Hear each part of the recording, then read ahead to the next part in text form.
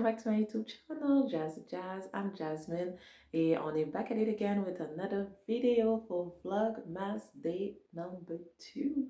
Donc, pour cette vidéo, comme vous avez pu voir par le titre, on va parler des red flags dans le dating stage parce que souvent, quand on rencontre quelqu'un, on est tellement emballé, on est aveuglé toutes les pop-up de red flags qu'il y a devant nous parce qu'on est très intéressé. Mais moi, je vais partager avec vous, en tout cas, ce que j'ai vécu et aussi ce qui serait intéressant à rester à l'affût quand on rencontre une personne pour la première fois et de ne pas trop se laisser emballer. Donc, si c'est une vidéo qui vous intéresse, restez à l'écoute. Si vous aimez, comme je dis toujours, mon vibe ou mon contenu, you already know the deal. Like, subscribe, comment.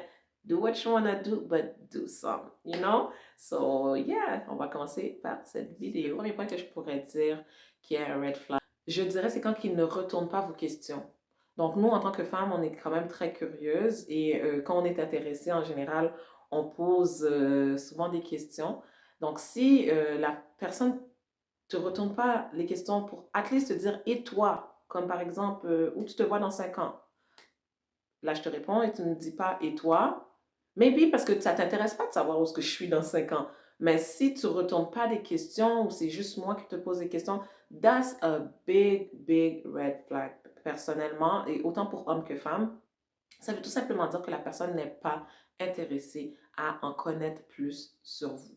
Tout simplement, on pourrait dire que oh, il attend de me voir en action, etc. Mais de poser des questions pour voir peut-être si les paroles matchent avec les actions, c'est un bon début. Donc, de juste se dire, oh, avec les actions, je vais pouvoir voir. Il y a certaines choses qu'on ne voit pas avec les actions. Et pour connaître la personne en tant que dans sa totalité, si je pourrais dire, il faut matcher les actions et les paroles. Un autre point, la personne apparaît dans votre vie et disparaît. Fait des in and out, tout simplement, comme vous pouvez l'entendre pendant une semaine complète ou pendant 2 semaines complètes, puis tout d'un coup, comme ça, vous ne l'entendez pas pendant plusieurs jours, pendant plusieurs semaines, qu'importe. Même quand que vous le textez ou vous l'appelez, il ne répond pas. Ou tout simplement, si vous ne lui donnez pas de signe de vie, il ne vous donne pas de signe de vie. Donc, pour moi, c'est un red flag parce qu'on donne du temps aux gens qu'on apprécie. On fait du temps pour ceux qu'on apprécie. C'est pas vrai qu'en dedans de 24 heures ou en dedans de plusieurs semaines, tu n'as pas eu un petit 5 secondes à texter « Allô, comment ça va? » Donc, c'est facile de dire « J'avais pas le temps », mais quand on veut, on peut.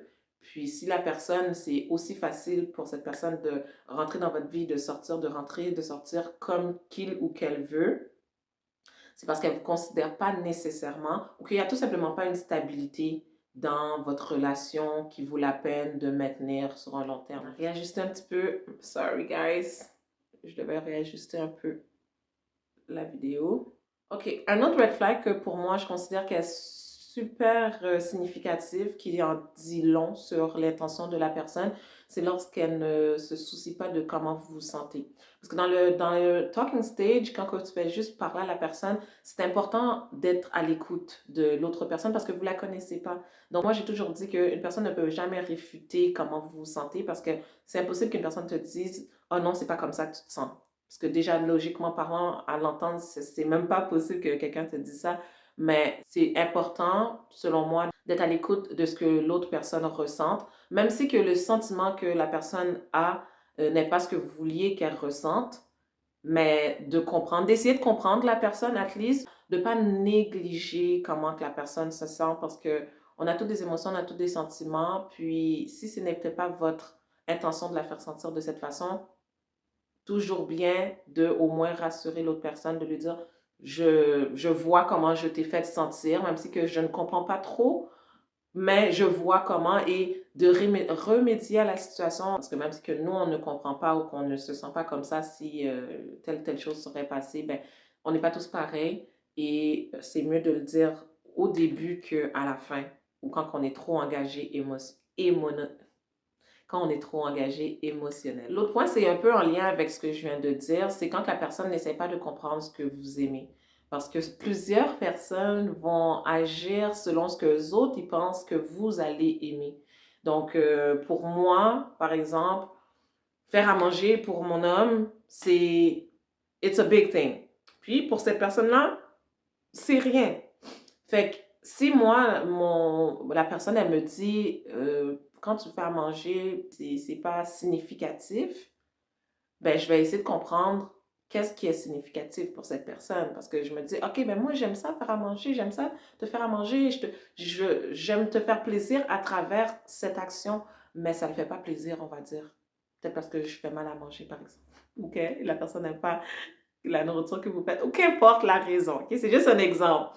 Juste un exemple comme ça. Ça peut être juste, j'aime pas les fleurs, mais toi, tu m'amènes des fleurs à tous les jours. Tu penses que ça me fait plaisir, mais ça me fait pas plaisir, ça me fait pas plaisir parce que j'aime pas ça.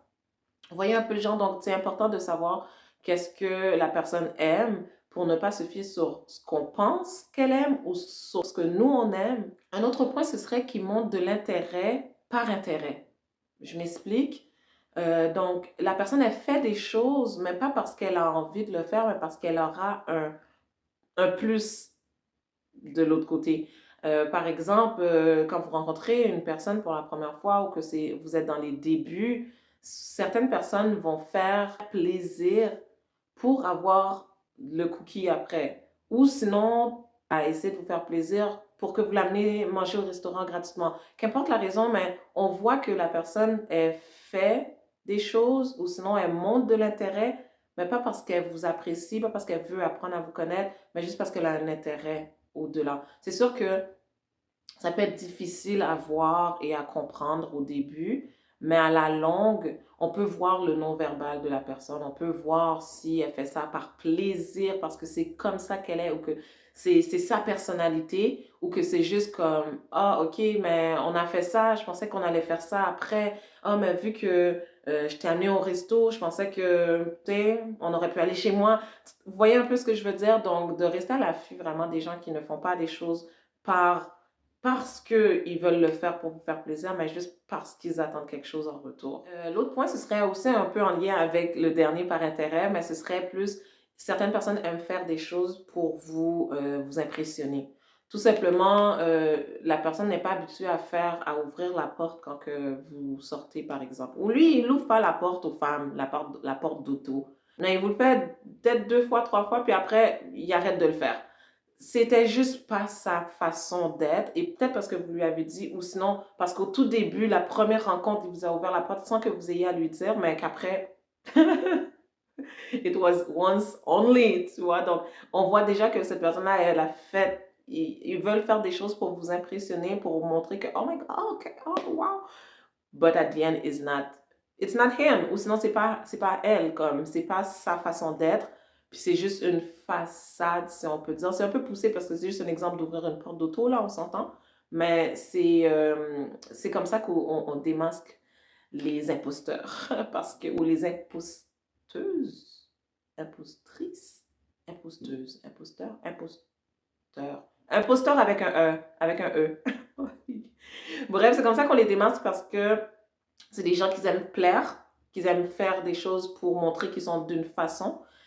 Et qu'après, quand que vous vous êtes laissé aller, que vous êtes rentré dans le moule, vous êtes déjà lock. Fait que c'est facile pour eux de juste relâcher tout ce qu'ils avaient faké, puis d'être juste eux-mêmes, qui veut dire rien de tout ce qu'ils vous avaient montré au tout début. Donc, faire attention aux personnes qui aiment impressionner, montrer que I'm the mais at the end of the day, you ain't c'est pas vrai.